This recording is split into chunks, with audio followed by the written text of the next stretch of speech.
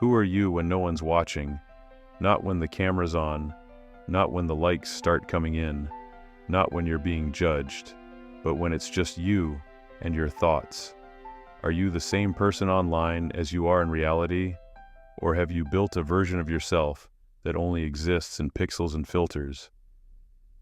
Every time you post something online, every comment, every selfie, every opinion, you're creating a mirror, but not a true one. You're creating a mask. Why do we behave differently online? Why some people become cruel, others become confident, and how psychology explains the duality between our real and digital selves. Who are you when no one's watching? The online mask. Let's be honest, we all wear masks. Not literal ones, but psychological masks. Irving Goffman, a famous sociologist, said life is like a theater. We all play roles depending on where we are: work, home, online. But the internet, it's the biggest stage humanity has ever built. Social media doesn't just connect us, it gives us control over what version of ourselves we show. We post our best moments, hide the bad, and create a highlight reel of perfection. That's not real life, that's identity curation. According to a 2022 Pew Research study, over 68% of social media users admit they feel pressure to present an idealized version of themselves online. Oscar Wilde once said, "Man is least himself when he talks in his own person. Give him a mask, and he will tell you the truth." The irony? In today's world, we wear the mask all the time. The online courage and cruelty. But it's not just about pretending, it's about power. Online, people behave differently.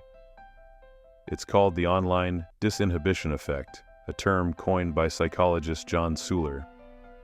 He found that anonymity, invisibility, and lack of consequences make people say or do things they never would face to face. For example, in games like GTA Online, people can destroy cities, insult strangers, or lead double lives without guilt. The virtual world gives freedom, but also removes empathy. That's why a kind person in real life might become a bully in a comment section, because behind the screen, they don't feel real consequences. A 2021 study from Stanford University found that 75% of online hate speech comes from people with no history of aggression offline. When no one's watching, or when we think no one's watching, the mask slips. And sometimes, what's underneath isn't the best version of us. It's the one we've been suppressing. Two identities.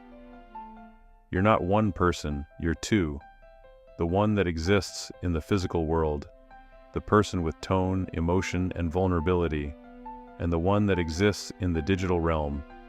Edited, filtered, crafted.